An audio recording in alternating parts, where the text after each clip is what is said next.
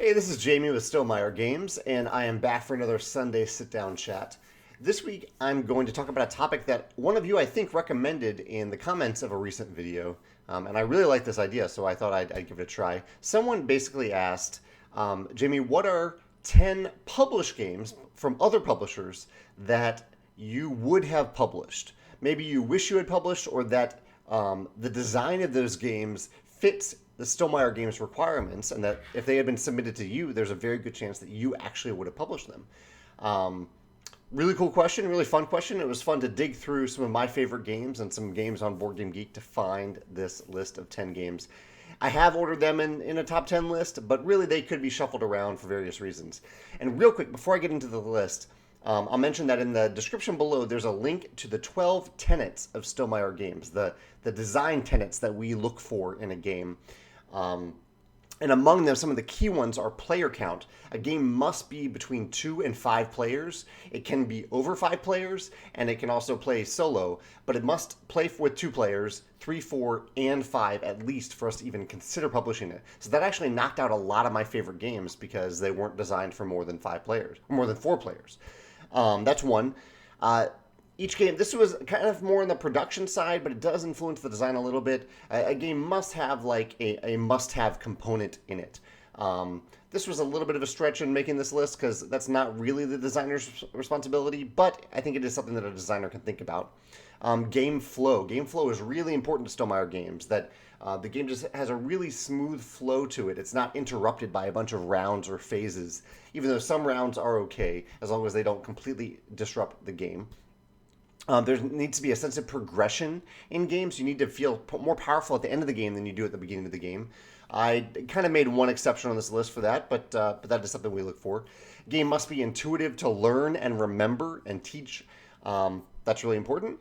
And must have little to no conflict. Terraforming Mars was actually a game that was very close to making this list, but it has conflict. It has cards that you can play that take that directly hurt another player, and so I had to take it off the list, even though I think it's a great game that meets many of these other requirements. So let's get to the list. My number 10 is Seven Wonders. And one thing I will also mention on this list is I might go into some of the things that we would change if we were actually the publisher of these games. Seven Wonders is a drafting game. You've probably played it because it's a very, very popular drafting game. I love the sense of building. You're building something. There's progression. The flow of the draft is really nice. It scales up to 7 players. It technically plays at 2. I think Seven Wonders Duel plays much better at 2, but Seven Wonders does technically play at 2. And it's just a beautiful game. I really, really love playing Seven Wonders. It definitely fits into our design stipulations for a game that Stonemaier Games would publish. The one thing about it that's a little weird for Stonemaier Games is I prefer to publish games that have a very smooth setup and cleanup, especially setup. And Seven Wonders has a little bit of a fiddly setup because you have to scale the cards that you're including in the deck based on player count.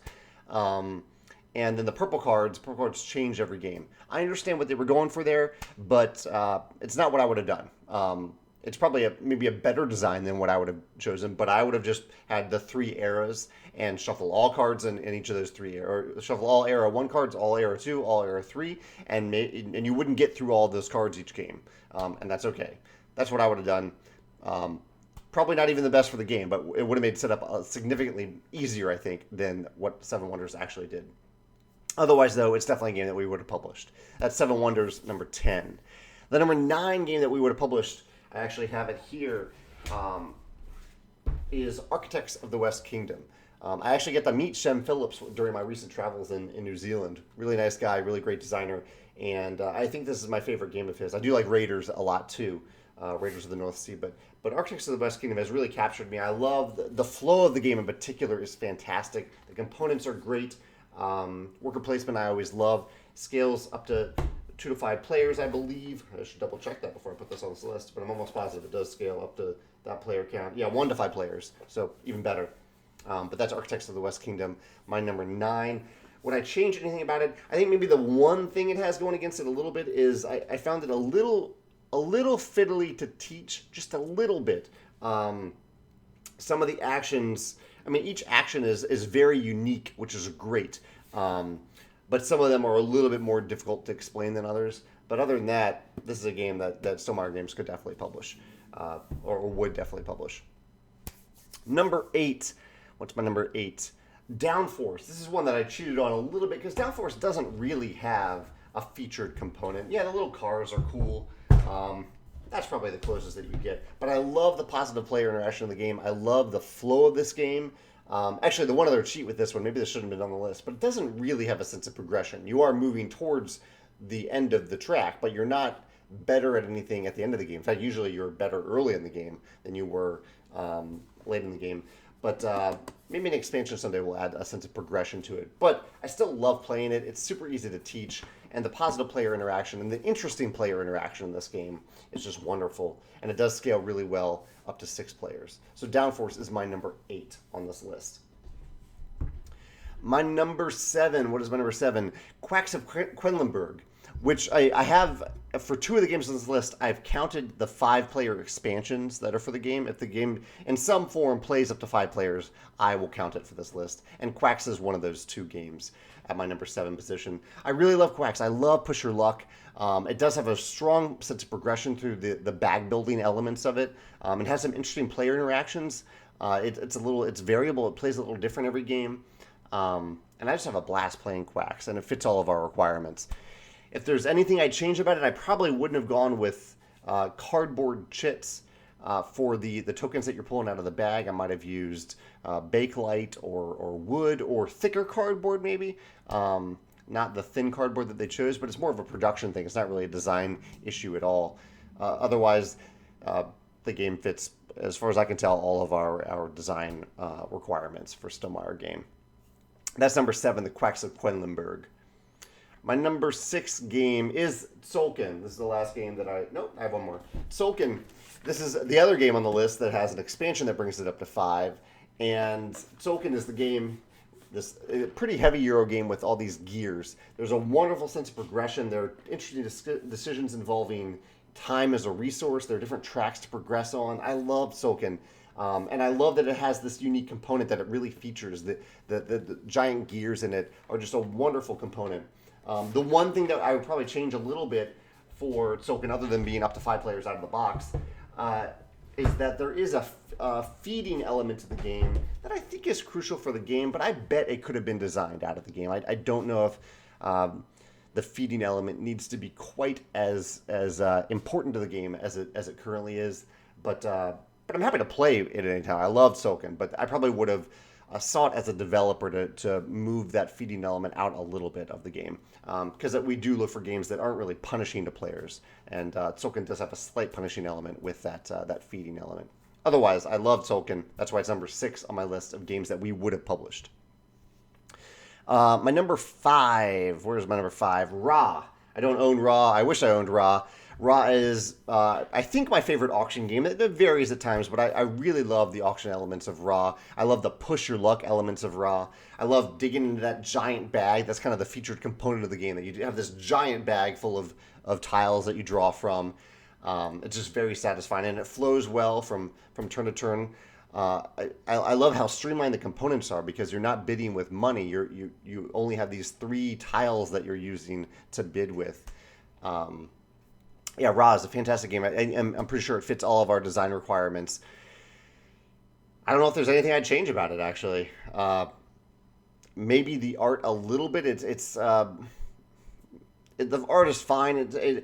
Some of the tiles are... It's kind of hard from across the table to tell one tile from another, so I may have highlighted colors a little bit more, but the current art fits the theme pretty well. But in terms of game design, I can't really think of much that I would change at all. I really love Ra, and that's why it's on this list at number 5. Now, my number 4 is Isle of Skye. Isle of Skye does have rounds, but the game just it flows really well.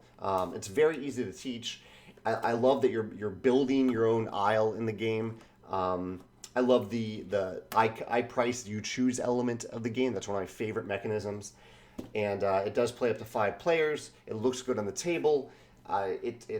easy to teach, strong sense of progression through the everything that you're building. I love the scoring mechanism in the game, which I recently talked about in a different game.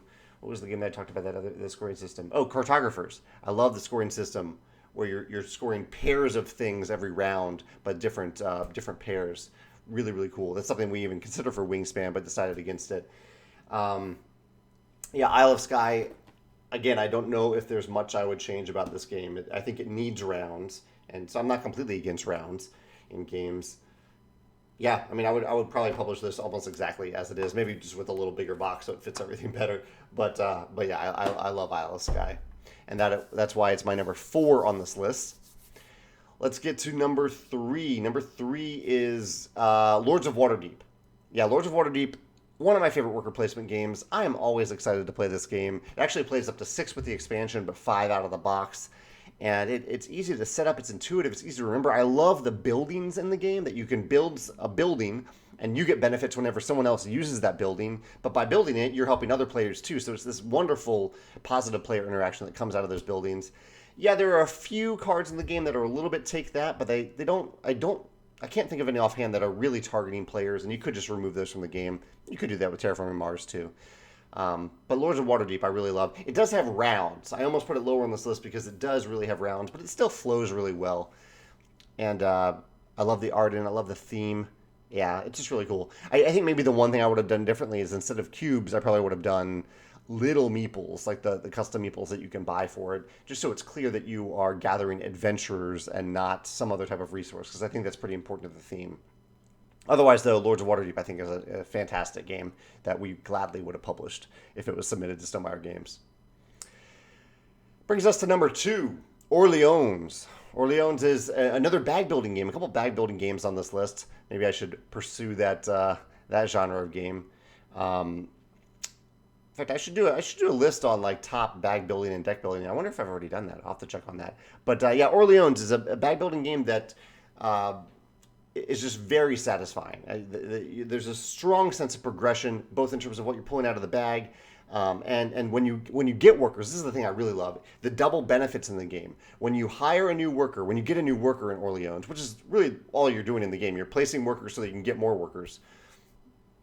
You are enhancing and changing and evolving your bag of things. You're getting an actual worker token that you're putting in your bag, but you're also advancing on a track that corresponds to that worker that gives you either an instant bonus or an ongoing benefit, like you get to draw more tokens out of your bag every turn.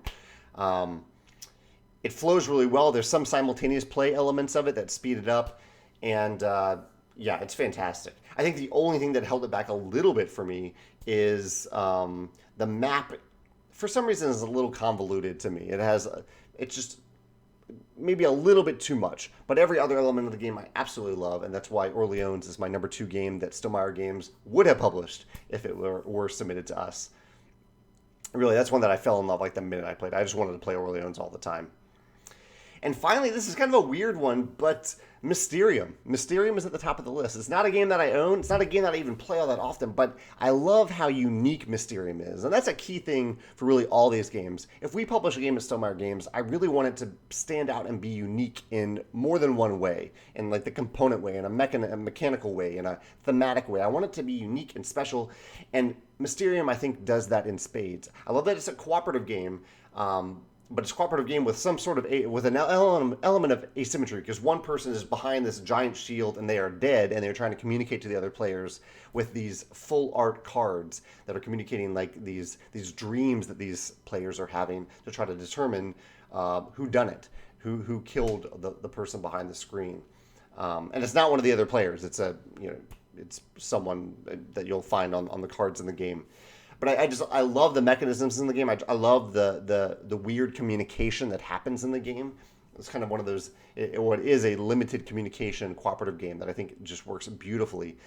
It actually, is it the only? Yeah, it's the only cooperative game on this list. But it's just so unique. The minute I heard about it and the minute that I saw the final production of the game, I was like, wow. Like I wish. In fact, when I heard of the game that was coming out at Essen, I immediately contacted the publisher to see if they had a U.S. publisher for it, because I wanted it for Stonemaier Games, but someone else already had it. But yeah, Mysterium, number one game on the list. That's the number one game that Stonemaier Games would have published if it were submitted to us. Again, though, the wonderful thing about all these games is I'm a gamer. I love that these games exist. I love what these other publishers did with them. And I may have messed them up. I may, as a developer, as a publisher, I may have taken these games in a direction that they shouldn't have gone in. So I love that they ended up in such a state that I love them so much that I say that I would have published them. But I'm glad that they just exist and they're out there and that I get to play them as a gamer.